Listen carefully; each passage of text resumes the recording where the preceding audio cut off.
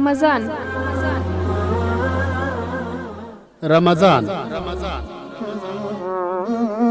رحمن يا رحمن ساعدني يا رحمن اشرح صدري. په دې ځانګړي دینی خپرونه کې د روژې مبارکې میاشتې پر فضایلو، احکامو او اړوند نورو بیلابیلو مسایلو معلومات خپریږي. نو موږ تاسو له پکار دا ده چې په دې میاشت کې ځان په نیک اعمالو کې مصرف کو، د روژې آداب زده کو، د روژې طریقه زده کو. په دې میاشت کې څه کول پکار دي او زموږ روژه په کومو کارونو باندې خرابېږي او کومو باندې ښه کېږي دا خبرې زده کول پکار دي.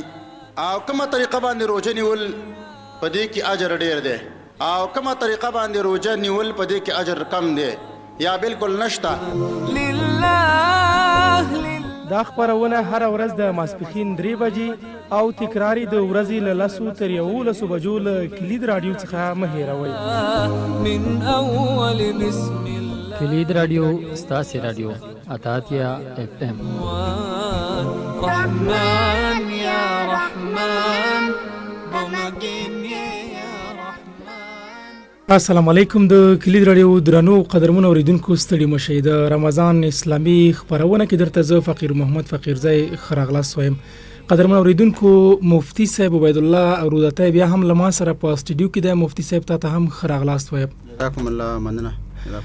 قدرمنو اوریدونکو نو د رمضان اسلامي خبرونه ده، نو د خبرونه کې لنیم ساعت د مفتی صاحب له واز وروسته تاسو کولای شئ لمک سره اړیکه ونیسئ او له اړیکې وروسته نو بیا کوم پوښتنه که تاسو لرئ له مفتی صاحب نه وکړئ. خو د لومړی د مفتی صاحب واز اورو، خو له واز وړاندې د اړیکو شمیرې درته وایم 0 اتلس دیارلس او 0 قدرمن اوریدونکو یو یادونه کوم چې تاسو په لومړی نیم ساعت کې د مفتی صاحب وینا ته وکړئ او هغه وروسته بیا کولای شي لمک سره اړیکه ونیسئ او خپل پوښتنې لمک سره مفتی صاحب نه وکړئ او مفتی صاحب تاسو ته ځواب ورکړي. نو مفتی صاحب لومړی راځو ستا واسطه او مهرباني ته کوم موضوع چې ټاکلی نو په هغه موضوع ستا आवाज اورو. بسم الله الحمد لله والصلاة والسلام على رسول الله اما بعد. دا خبر موږ تاسو روانه کړې وه چې د روژې په میاشت کې کم کارونه کول بهتر دي، کم کارونه لازم دي او کم کارونه باید موږ تاسو ډډه وکړو، ځان ترې وساتو، ځکه دا یو د خیر میاشت ده او خیر جمع کول پکار دي او دې میاشت کې موږ تاسو باید د خیرتوب نه کار واخلو. او خیر انسان هغه دی چې هغه د میاشت په کار باندې واچوي او رب العالمین پکې خوشحاله کړي. او کمکل خلق هغه دي چې د میاشتې په غفلت تېره کړله، په ګناهونو یې تېره کړله یا په داسې طریقه باندې تېره کړه چې څه فایده ورته ونه شوله، بلکې د نبي صلی الله علیه وسلم په خیرو کې راغی. موږ تاسو باندې دا مسله انشاءالله بیانو. د اعتکاف ورځې هم دي، زیاتره مسلمانان چې الله توفیق ورکړي هغوی اعتکاف ته ناست دي او همدارنګه څه مسلمانان همداسې لګې د نیک اعمال کوي.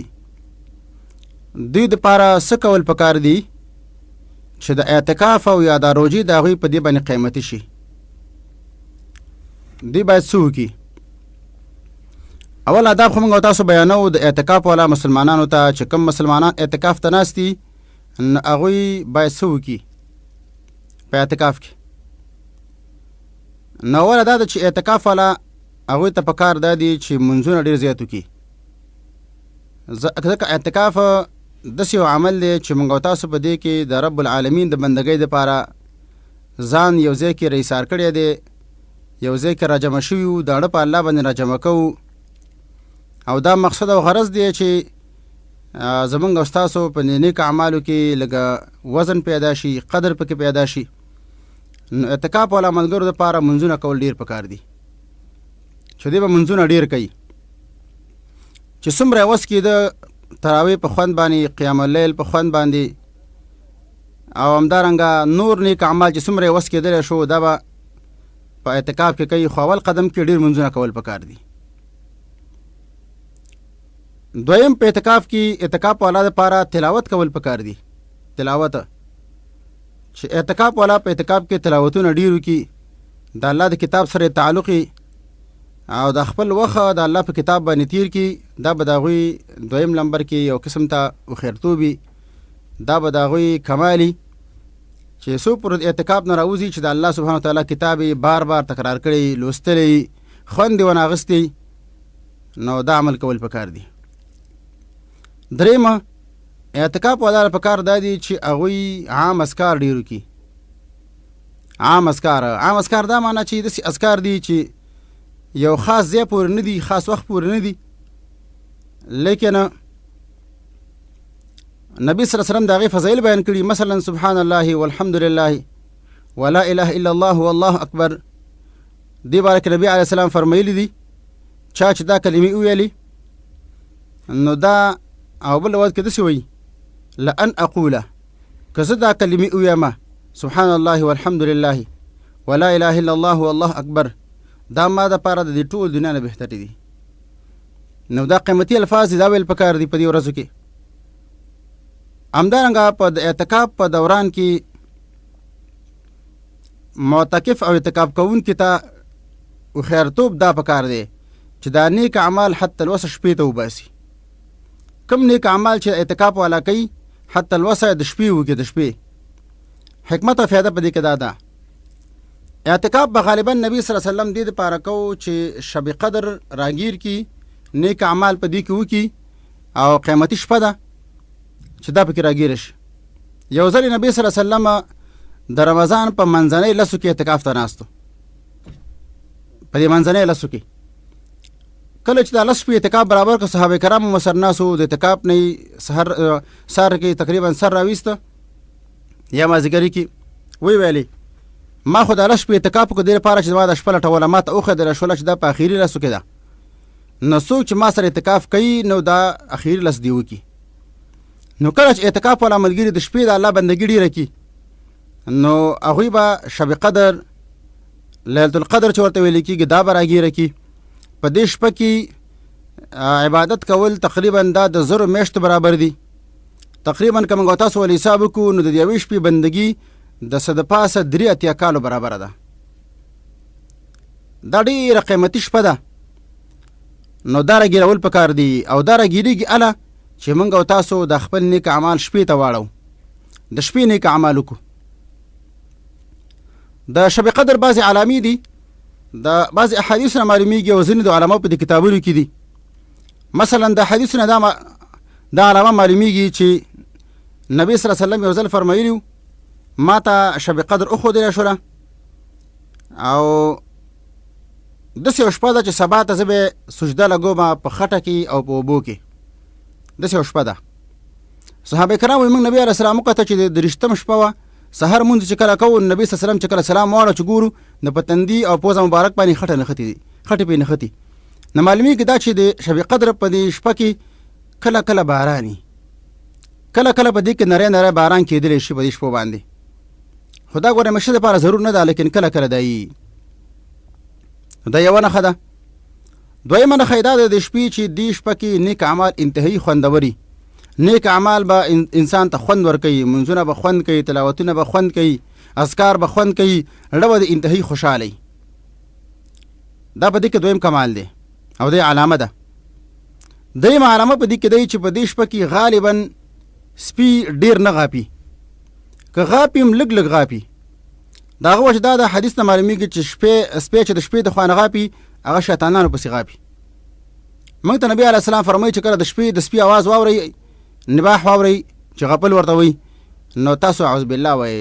د هغه وجه دا ده چې د سپی د شپې شیطان پسې غاپي او دې شپو کې شیطانان کمي نو دې وجه نه د سپو غپار هم کمي. یي به خو لږ لږ به یي. څلورم په دې شپه کې بله علامه دی چې په دې شپه کې دا ستوري چې د اسمان کې منډې رامنډې وهي نو دا کمي. ځکه د دې ستوري په حکمت کې رب العالمین داسې فرمایلي دي وجعلناها رجوما للشیاطین. دا ستوري موږ د شیطانانو دپاره رجوم ګرځول دي. باندې شیطانان اشتلی کېږي د ستورو باندې. کم شیطان چې بر اسمان ته ختل غواړي او د اسمان په دې دروازو کې کینی او د ملایکو بعضې خبرې اوري هغه بیا را رسوي د خپلو کاهنانو کوډګرو ته په غوږونو کې ورچوي نو ملایک په دې باندې ډس کوي او دا ولي.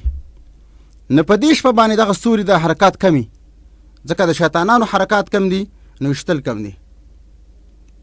دی بله نښه ده د دې شپې بله نښه ده چې کله سحر شي نو غالبا لمر کمزوری.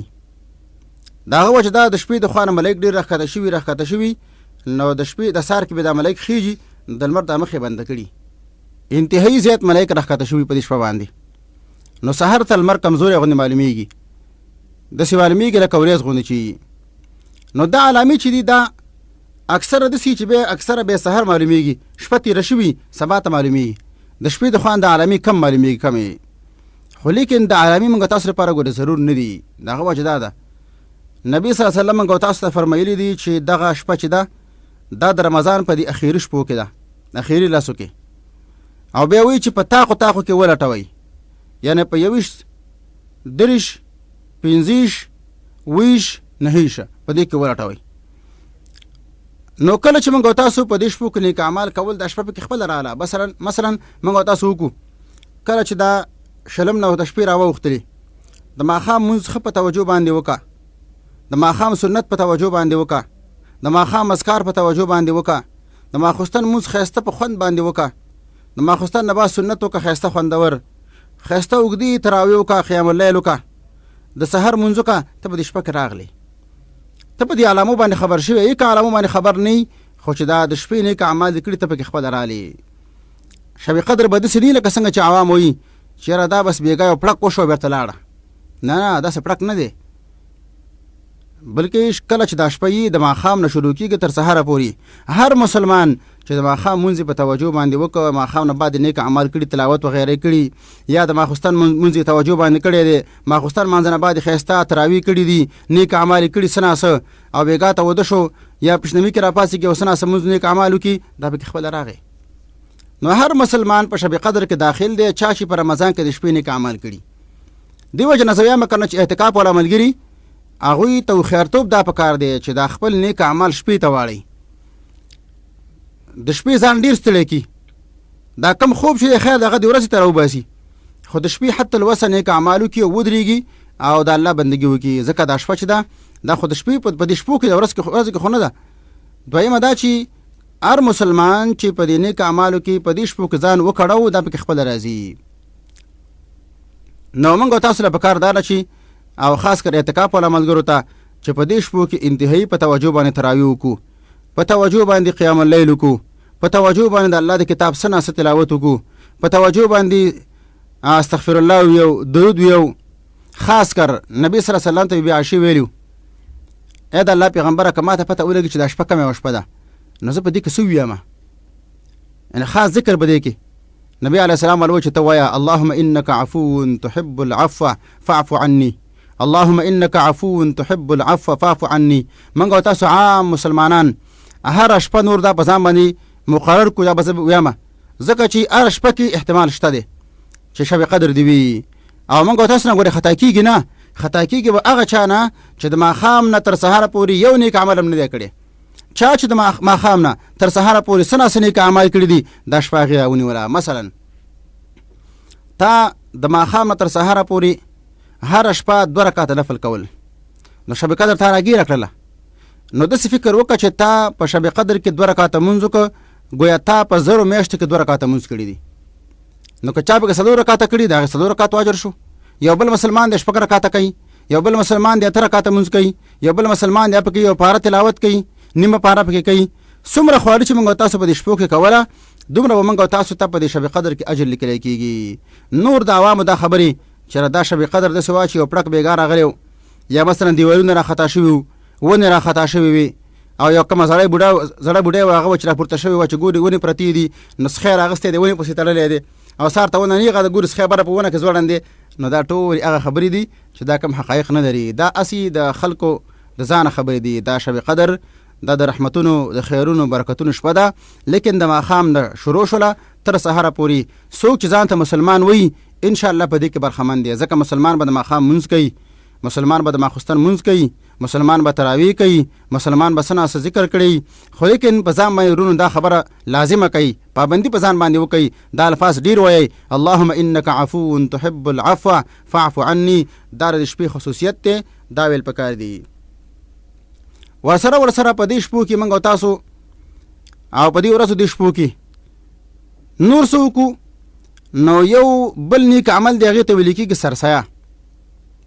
د سرسایه اصل وخت د اختر د سحر د راختونه واله د اختر تر مانځه پورې اصل وخت دا دی.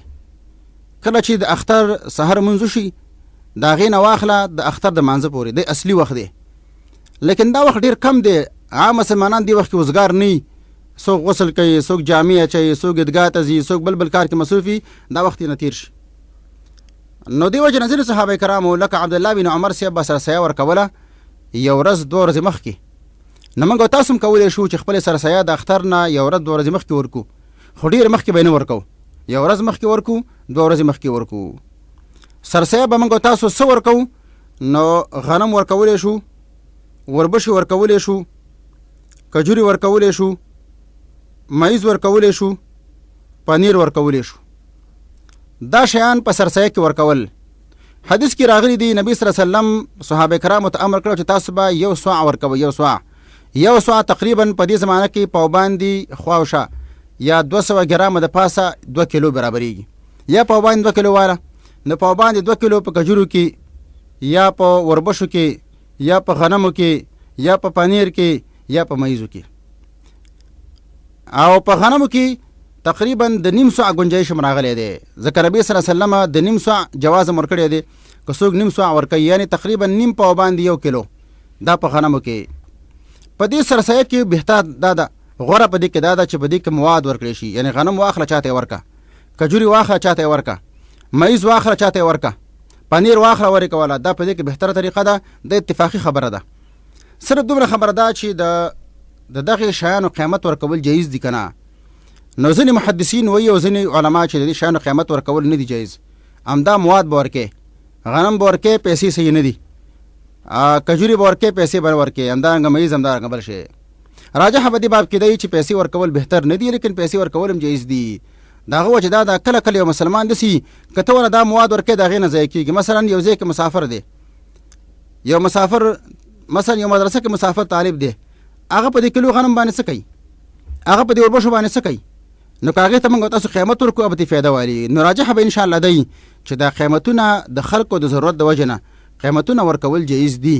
اگر که قیمتونه ورکول بهتر نه دي، نو دغه شیان ورکول موږ چې په سرسایات کې یاد کړل دا په هر چا باندې لازم دی. د چا چې سرسایه ورکول وسی، مالداري په دې کې ضرور نه ده، بلکې وس ضرور دی چې څوک کم از کم دغه 2 کیلو غنم ورکولی شي، سرسایه به ورکوي. مالدارو باندې مشته او دا په غریبانانو باندې مشته. سبحانک اللهم وبحمدک اشهد ان لا اله الا انت استغفرك واتوب الیک.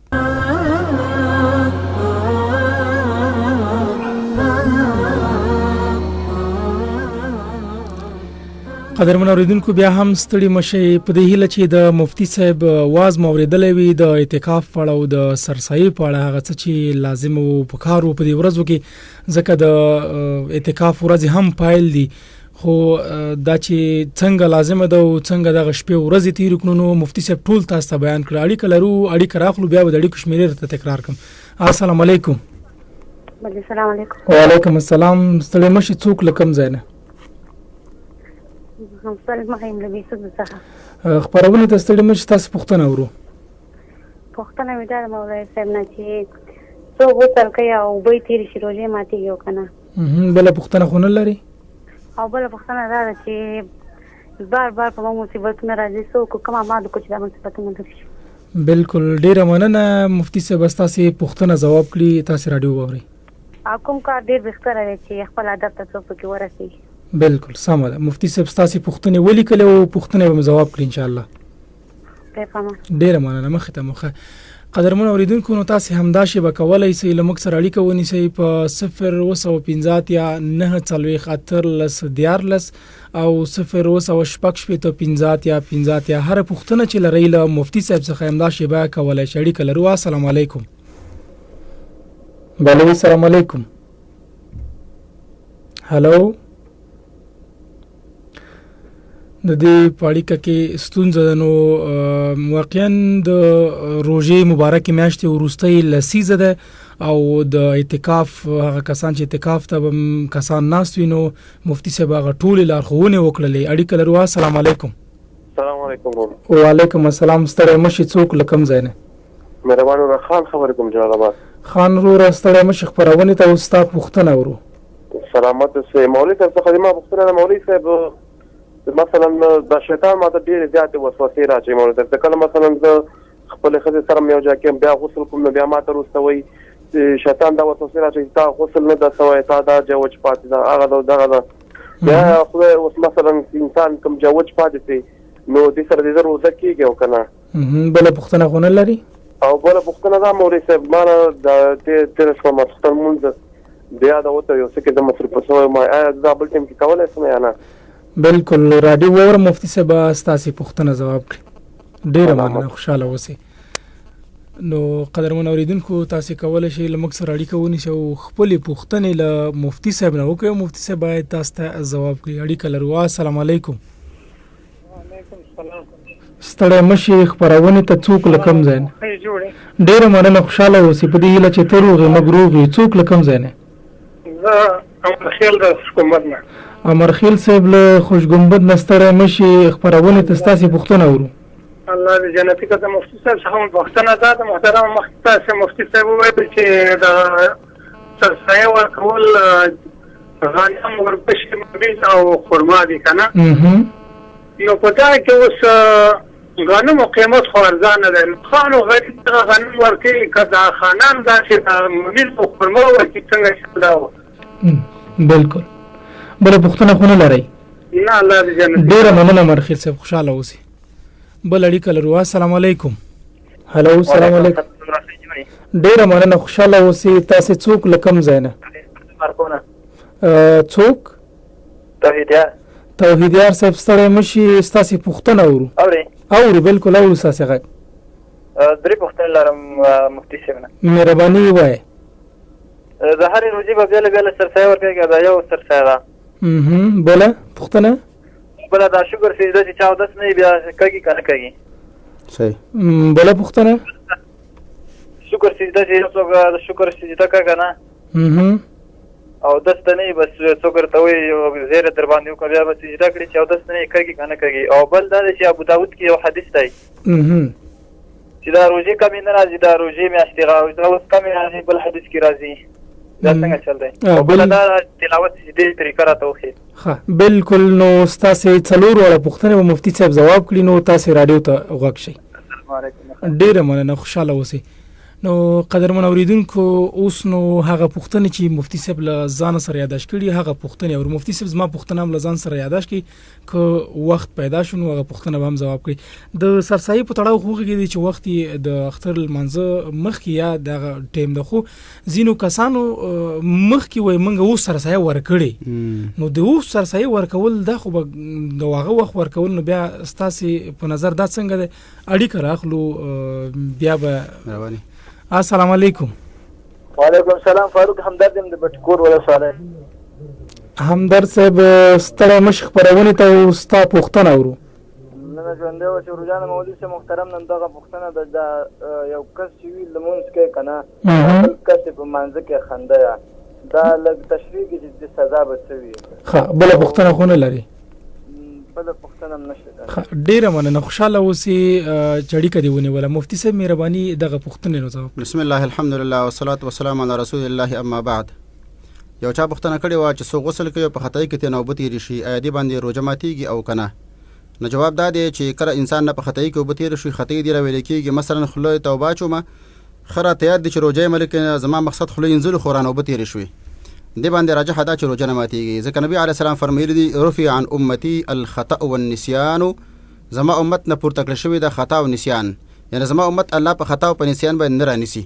نو کله چې انسان نه خطایي کې اوبه تېرې شوي په دې باندې روژه نه ماتېږي. دویم پوښتنه دا وه چې موږ باندې مصیبتونه راځي ډېره د مصیبتونه په څه باندې دفع کېږي؟ د مصیبتونو د دفع دپاره قرآن او سنت کې ډېر شیان راغلي دي. اول دا چې صدقات کول پکار دي. حدیث کې راغلی دی چې تاسو صدقې ډېرې کوئ فإن البلاء لا يتخطاها مصیبت په دې خواته نه راوړي. دویم دا چې مصیبتونه چې ختمیږي نو دا په ډیرو منځونو کول باندې کله چې انسان باندې مصیبتونه راځي نو واستعینوا بالصبر والصلاه منځونه کول پکار دي. منځونه دریم مصیبتونه د فکیږي په استغفر الله ویل باندې حدیث کې راغلی چې ځان باندې استغفر الله ویل لازم کړل نو الله به د هر مشکل نه هر مصیبت نه خلاصي. دا ویل پکار دي. څلورم چې انسان باندې مصیبتونه راځي نو هغه اکثره ګناهونه کوي، خپل اعمال اصلاح کول پکار دي. ظهر الفساد فی البر والبحر، الله وایي چې په دې وچه ولنده کې فساد ښکاره شوی دی د خلکو د اعمالو د وجې نه. زموږ اعمالو کې چې کله نقصان پیدا شي نو مصیبت راشي. نو تاسو وګورئ چې د چا په مال کې اولاد کې یا کوم ځای کې مصیبت راغلی د دې شاته به یو ګناه به شوي ځکه دا مصیبت راځي. همدارنګه کله که موږ تاسو غواړو چې مصیبتونه زموږ او ستاسو نه لرې شي نو په نبي صلی الله علیه وسلم باندې لږ درود ډېر ویل پکار دي. کله چې انسان په نبی علیه السلام باندې درود وایي نو الله پرې رحمتونه راوړي او چا باندې چې رحمتونه راوړيږي په هغې باندې مصیبتونه اکثره نه راځي. بله پوښتنه دا کړې وه چې موږ څنګه کارونه وکړو چې مقصد لاسته راوړو. یعنی موږ مثلا دعاګانې کوو، دعا څنګه قبوله شي، یو شی غواړو الله نه چې هغه موږ ته راکړی شي، نو څه کول پکار دي؟ نو جواب دا دی چې کله موږ تاسو غواړو چې مقصد هم لاسته راشي، یو خو ځان باندې لا حول ولا قوة الا بالله الفاظ ویل لازم کوي، دا ډېر لولئ، لا حول ولا قوة الا بالله. همدارنګه درود ډېر وایي. یو حدیث ته معلومیږي چې انسان خپل ټول وخت درود ته ورکوي، الله به د هغې مقاصد پوره کوي. دا تقریبا حاصل د حدیث ما ویو. دریم دا استغفر الله، مخکې چې ما ویل د مقاصد د پوره کول دپاره استغفر الله ویل پکار دي. خاص کر که موږ تاسو غواړو چې مقاصد زموږ پوره شي، په خوشحالۍ کې به د الله بندګي کوو، په مصیبتونو کې به الله زموږ او ستاسو حاجات پوره کوي. بل ور پوښتنه کړې وه چې شیطان ماته ډېر وسوسې راچوي، نو د هغې به څه علاج وي؟ د وسوسو علاج چې دی اول دا دی چې موږ او تاسو حتی اوس خواري وکړو چې کوم ځای کې غسل کوو هغه ځای کې تش اودسمات یې ونه کړو. نبي علیه السلام وایي چې عامې وسوسې دې نه پیدا کېږي. موږ او تاسو چې کله کوم ځای کې غسل ته کښېنو او غسل کوو لامبو، هغه ځای کې اکثره ملګري تش بول کوي، نو دې نه وسوسې پیدا کېږي. نو یو دا پکار ده. دویم دا چې کله موږ تاسو اودس وکړو، نبي صلی الله علیه وسلم به د اوداسه نه بعد لږ اوبه راغستلي او داسې به یې د خپل خښتک ورچولې، چڼکاو به یې کوو، دا کول پکار دي. دریم دا چې کله موږ تاسو وسوسې دفع کول غواړو، کله چې را باندې شیطان حمله وکړه، مثلا ستا خو دا مونځ خراب شو، دا رکعت کمزوری وشو، نو ته وایه چې خیر دی، همداسې خراب دی وشي، نن خراب مونځ کومه. مثلا شیطان دله وایي چې ستا خو ګور لاس پاتې شو وچ، وایي خیر دی وچ پاتې شو، نن خراب اودس کوم. یو څو کارتې داسې شیطان دفع کړه، ستا اودس ښه صحیح، خو شیطان اسې تا ته وایي لاس دې پاتې شو، خپه دې پاتې شو، مسه دې پاتې شو، دا وشو دا وشو. نو حدیث ته دا علاج معلومیږي چې بس ته به داسې شیطان ته د خپل ډکې وایي چې بس نن خراب اودس کوم، نن خراب مونځ کوم، خیر دی دی، شیطان باندې خپله به دې باندې ځي. همدارنګه حتی الوسه په داسې وخت کې چې انسان ته وسوسې راځي نو اعوذ بالله ویل پکار دي، آمنت بالله ورسوله ویل پکار دي، همدارنګه لا حول ولا قوة الا بالله ویل پکار دي. دې سره به ان شاء الله زموږ ستاسو وسوسې ختم شي. کله کله دا زموږ ستاسو دماغي تکلیف مې ده، نو د هغې د وجې نه کله کله حکیمانو طبیبانو رون ته مراجعه کول پکار دي. بله پوښتنه دا وه چې وایي ما د ماخوستن مونځ ما نه پاتې شوی دی د عذر د وجې نه، آیا دا اوس زه کولی شم که نه؟ کله یې وکړم؟ د مانځه باره کې دا قانون دی، کله چې انسان مونځ د هغې نه پاتې شو سهون د عذر د وجې نه، نو فورا به یې دواره راګرځوي. مثلا ماخوستن مونځ نه پاتې شو، اول خو د سحر مانځه نه مخکې راوګرځوه، که نو سحر مانځه نه بعد یې راوګرځوه، که نو ماسپښین نه مخکې راوګرځوه، چې څومره دې زر وس کېدلی شو دواره به یې راګرځې. خو د هغه انسان خیمه چې د هغې نه مونځ پاتې شوی د عذر د وجې نه، که چا نه پاتې شوی قصدن، نو دا مسله اختلافي ده. ځینې علماو چې بالکل د هغې قضیې نشته، انسان فی کفر ته نږدې شوی دی، لیکن قضیې چېرته په حدیثو کې نه ده راغلې. بل ډول پوښتنه کړې وه چې سرسایه خو مختلفو شیانو کې تاسو ویله، مثلا غنمه، همدارنګه وربشې، کجورې، آیا دې کې د مالدار د فقیر فرق شته که نه؟ یعنې چې مالدار به قیمتي شی ورکوي او غریب به ارزانه شي، نه دا فرق په حدیث کې نه دی راغلی. موږ او تاسو له پکار دا ده چې موږ باندې الله نعمت کړی دی، مال ډېر دی، نو باید په ښه شي کې ورکو، هغه شي کې ورکو چې د هغې قیمت زیاتي. دا چې موږ او تاسو مالداران یو، مال هم را سره شته او ځان هم کنجوسان ساز کړي دي، هغه شي نه ورکوو چې هغه ډېر ادنا شی دی، دا به زموږ کمزوري. اخلاص به علی چې موږ او تاسو د الله په بندګۍ کې لږه هغه خپل قرباني ښکاره کړو، مال هم ډېر دی، اعلی شي نه ورکو، کجورو نه ورکو، مایزو نه ورکو، د پنیر نه ورکو، دا به زموږ او ستاسو اخلاص وي. بله پوښتنه ضرور دا وه چې آیا د روژې به د هرې ورځې بیلې سرسایه که نه همدا یوه به؟ نو جواب دا دی چې سرسایه په روژهدار باندې یا په هر مسلمان باندې غټ دی که وړوکی، فقیر دی که مالدار، دا د رمضان په اخره کې ده، نو یو کس باندې یوه سرسایه ده، د هر روژې په سر کې نه ده، بلکې یو انسان به د خپل ځان نه یوه سرسایه ورکوي چې هغه یو سوع موږ او تاسو ویله یا نیم سوع، یعنې په باندې 2 کیلو یا نیم په باندې 1 کیلو، دا به ورکولی کېږي. بل پختنه ضرور دا و چې سجده شکر او داس نه بغیر کېدل شي او کنه شي کېدل. په دې باره کې راجح ده چې سجده شکر دغه لپاره او د ضرور نه دی، ځکه او د ضرور دی د مانځه لپاره او د همونځ نه دی، دا یو سجده ده.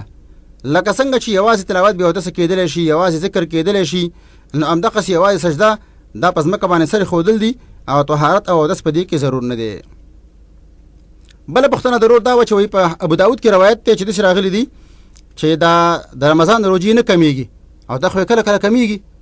نو جواب دا دی چې ابو داود کې د روایت ته شهر عید لا ينقصان، د دو اخترونو میاشتې نه کمیږي. دې خبره مقصد دا دی چې یو د وړوکی اختر د رمضان میاشت ده او دویم دا چې د غټ اختر والا میاشت. کچرته د رمضان میاشت نه شي نو د اختر والا میاشت په څیر بدیر شي. په یو کال کې دواړه شي کمیږي نه چې دام نه شي او غم نه شي. دویم مقصد دا دی لئن قصان معنا دا چې اگر که میاشت کله نه شي کله دیر شي لیکن اجر کمیږي نه. منګو تاسو کدا روجي ونیسو دیر شو او یا ونیسو نه شي اجر یو شان دی، ځکه منګو تاسو باندې الله میاشت لازمه کړی ده او میاشت کنه شو نه شي ونیسو او کدیر شو دیش ونیسو نه لئن قصان معنا فی الاجر اجر کمیږي نه. بل پختنه ضرور دا و چې د تلاوت د سجدي طریقه، د تلاوت سجده چې دا دو حالت لري. تبه د منځنه بار کې به د منځ کې داخل کې که د منځنه بهر کې نو د تلاوت په سجده کې په ښکته کېدل کې الله اکبر نقل دی خو یو کمزوري روایت کې پس مکه باندې مسر کیږي که الله اکبر دی نو ویلش بیا په سجده کې دعاګانې ویل کېږي اللهم اكتب لي بها اجرا وضع عني بها وزرا واجعلها لي عندك زخرا وتقبلها مني كما تقبلتها من عبدك داود. یو دا دی بل دعا ده دا به سجده کې وي بیا به سر راپورته کوي. نو پر راپورته کول کې الله اکبر ویل نشته، په ښکته کول کې صرف الله اکبر موږ ویل په ځای په روایت کې ثابت دي، نو په صحیح روایت کې هغه نشته. کله چې انسان مانځه کې دا تلاوت سجده کوي نو د مانځي او بل قانون دی. نبی صلی الله علیه وسلم چې کان یکبر فی کل خفض ورفع، نبی صلی الله علیه وسلم په هر ښکته کېدل پورته کېدل کې الله اکبر کوو. نو دې حدیث ته معلومیږي چې ښه طریقه دا ده چې کله د مانځه کې دا سجده کوله نو ښکته کېدل کوم الله اکبر کوه او راپورته کېدل کوم کوه. بل پختنه د بل ورو دا وایي چې بعضې خلک سرسایه وسنه ورکوي، یا د رمضان په نیمه کې ورکړي یا د رمضان په اول کې ورکړي، دغه سرسایه ده که نه ده؟ نو جواب دا دی د سرسایه باره کې حدیث کې راغلی دی چې دا طهرة للصائم، دا د روزدار لپاره د روزې پاکول دي. ځکه روزدار په روزه کې به کله غیبتونه کړي یا به چا پسې خبرې کړي یا به څه ناڅه نقصان ترې نه شوی، نو سرسایه باندې باید چې دا پاکه شي. دې له ویل کېږي صدقة الفطر. صدقة الفطر دا معنی چې روزې دې ختمې شولې بیا به دا صدقه وکړي چې کوم نقصان نه شوی نو الله به ختم کړي. کله چې کوم رونه د رمضان په نیمه کې ورکوي د رمضان په اول کې ورکوي دا سرسایه نه ده، دا دغه عامه صدقه ده، دا به سرسایه بیا ورکوي. موږ تاسو ویلي د سرسایه خپل وخت د اختر سحر دی د مانځنه والا سحر مانځنه بعد تر اختر مانځه پوري، لیکن یو ورځ دوه ورځې مخکې ورکول ثابت دي، هغه مخکې ورکول ثابت نه دي. ډیره مننه مفتي صاحب. قدرمن اوریدونکو په دې هیله چې تاسو خپل د خپل پوښتنو ځوابونه ترلاسه کړي او اړیکه لرو. السلام علیکم. وعلیکم السلام. تاسو ته قدرمن ملمته ټول ته تاسو راځو لاري سلامونه وایم. سلامونه ته وعلیکم السلام. څوک لکم ځای نه؟ دولت امین ننګرهار خوګاړو. امین صاحب ستړی مشي له خوګاړو نه خبرونه ته اوستا پوښتنه ورو. مولوی صاحب زما پوښتنه ده اول چې کله دا خبرې کیږي دا خبرې په داسې انداز باید وشي چې هغه ډېر سپکې غوندې نه وي. بعضې خبرې دا داسې کیږي چې هغه راسن لکه چاته چې وینا کوي. بل اساسي خبره دا ده چې موږ په افغانستان کې ډېرې وژنې شوي او هېڅ نتیجه یې نه ده ورکړې، خو فقط موږ دغونه وایو ټول افغانان په یو غږ باید دا غږ وکړو چې کوم یهود کوم کفار چې راغلي او زمونږ یې په شر اچولي او په جنګ یې اچولي دیو په چې عقلا یو اواز خو وشي چې تا نور څه شی شروع کړی دی او موږ ولې تر دغه حده ورسول چې زموږ بچیان زموږ کورنۍ ټول د غم په ټغر کې نیولي دي. دونه خو ویل شي یوازې یو طرف ته کول یو طرف باندې خبره کول دا هم داسې دی لکه بل یو سړی چې د بل چا په اړخ کې ولاړ وي. سلام. ډیره مننه. خوشاله اوسئ. بس هر اوریدونکی او هر یو خپل نظر لري. ډیره مننه ستاسو له نظر نه د قدر وړو. بالکل زموږ په وطن کې بدبختۍ روانې دي، باید د دې پر وړاندې ټول خپل غږ اوچت کړو. نو هر یو به خپله هڅه کوو ان شاء الله. او اړیکه لرو دا راغلو. السلام علیکم. السلام علیکم. وعلیکم السلام. ستړی مشي څوک لکم ځای نه د عبد الله خبرې کومه د جلال آباد د ښار نه مفتي صاحب نه یو معلومات کولو. یو کس چې قرآن کریم ویلی وي او په عام ورځو کې د هغې تلاوت نه کوي، هغه شاته پرېښی وي او بیا په رمضان المبارک د مبارکه میاشت کې چې کوم دی د هغې تلاوت نه کوي او بیخي چې کوم دی راغلي نه او کاروبار ورته کې مصروف او قرآن ته چې کوم دی وخت نه ورکوي، نو د دغې کس دپاره څنګه عذاب دی په دنیا او آخرت کې؟ او بله دا چې دا څه وجې نه چې کوم دی قرآن کریم ته سړی محرومیږي چې یاره دا بیخي روانه دي تلاوت ونه. بالکل ډېره مننه، خوشحاله اوسئ. ستا پوښتنې په ځواب کې مفتي صاحب تاسې راډیو اورئ. نو یوه یادونه باید بله موکم د رمضان مبارکه میاشت ده او دلته زموږ خپرونه خاص د رمضان د مبارکې میاشت لپاره ځانګړې شوې ده او مفتي صاحب د مبارکې روژې په مناسبت ټولې هغه موضوعات چې لازمه ده دا به بیانوي. نو ځینې موضوعات که لدی بهري نو هر موضوع ځانته وخت لري، نو په هر موضوع به مفتي صاحب بیلابیل بحثونه لري. نو قدرمن اوریدونکو نم یوه هیله ده چې کله چې زنګ وهي نو موږ د دوی د نظر کاملا درناوی لرو، خو یوه خبره مهمه ده چې موضوع ته په کتو باید پوښتنه وکړو، بیا بله اسلامي پوښتنه لري نو بیا هم کولی شي له مفتي صاحب نه وکړي. نو قدرمن اوریدونکو تاسې هم کولی شي همدا شیبه اړیکه ونیسئ په 015 9 او 0 او له مفتي صاحب نه خپلې پوښتنې وکړي او مفتي صاحب ستاسې پوښتنې در ځواب کړي. نو مفتي صاحب یو پوښتنه بل هم له ما سره د سرسایې په تړاو د خلک یو دلیل دا وایي چې اړیکه لرو، اړیکه نه وروسته زه به خپله پوښتنه وکړم. السلام علیکم. وعلیکم السلام. عمر یم د جلال آباد ښار نه. عمر ورور ستړی مشي خپرونې ته ستا پوښتنه ورو. مننه کوم. یو شورګان مولوي صاحب محترم نن دغه پوښتنه د ځینې کس وي چې روژه وي که نه، نو چا چې پوښتنه هم نه وي کړې چې لکه تږی کوږی دا وره د ځان نه پرېد شروع کړي ولا چې مرګړه نن ډېر تږی یم او ډېر وږی یم او ورځه خرابه ده، دې روژه کېږي که نه؟ بالکل بله پوښتنه خو نه لري. ژوندی اوسه. ډېره مننه، خوشحاله اوسئ. بس یو مفتي صاحب نو دا ورځې ګرمي نو طبعا سړی به د خپل زړه د تسلی په خاطر شکایت کوي. یو پوښتنه دا ده دغه د سرسایې په تړاو ځینې خلک دلایل دا وایي چې سرسایه باید مخکې موږ په دې خاطر ورکوو چې غریبو لاسنیوی ده او باید روژه یې ښه تېره شي، نو موږ ځکه سرسایه ورکړې اخره کې یا اوله کې پروا نه کوي. نو دا څه حکم لري؟ اړیکه لرو. السلام علیکم. السلام علیکم. یو سلام ته دی مولوي صاحب مفتي صاحب ته سلام. ډېره مننه، سلامونه ته. علیکم السلام. څوک له کوم ځای نه؟ نجیب یم جلال آباد ښار څخه. نجیب؟ بله نجیب الله. نجیب الله ستړی مشي خپرونې ته ستا پوښتنه ورو.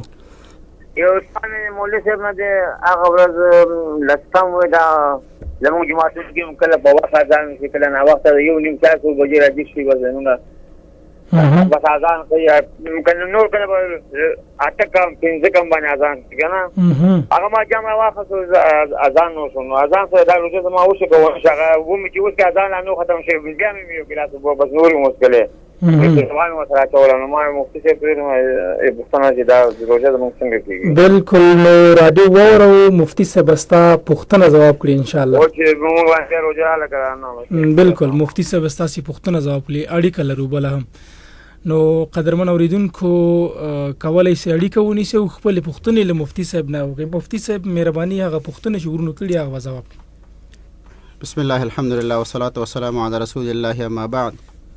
یو ورو پوښتنه کړې وه کله چې څوک مونځ کوي او بل کسې مانځه کې خندی نو آیا دا ګناهګار دی که ګناهګار نه دی؟ نو جواب دا دی چې دا خو یقیني خبره ده کله چې موږ تاسو مونځ کوو دا خو د رب العالمین بندګي ده او بل رور چې موږ تاسو خندی نو هغه مانځه پسې یو قسم ته استهزاء ده، د الله بندګي خرابول دي او په مانځه کې توجه خو ضرور ده، په مانځه کې خشوع فرض ده خو څه ناڅه مانځه کې یا په اول کې یا منځ کې یا په آخر کې خو مانځه کې خشوع ضرور ده.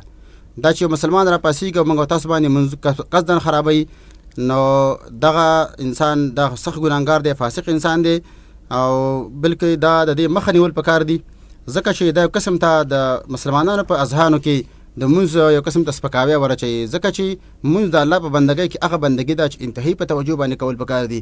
که چېرې زموږ ستاسو مونځونه په توجه او برابر شو نو ان شاء الله زموږ ټول نیک اعمال به الله برابر کړي او که چېرته زموږ ستاسو مونځونه برابر نه وو نو دا نور اعمال زموږ ستاسو به وران دي لکه څنګه چې وران دي. موږ تاسو کو وګورو نو زمونږ استاد هر یو نیک عمل سنا سکوک د زکه چې منځونه کاګدي نو حتی لوس خواري په کار ده چې هغه مسلمانان چې مسلمانان باندې منځونه خرابوي الله نه یار په کار ده او د سنا چې الله په دې انسان باندې عذاب راولېږي.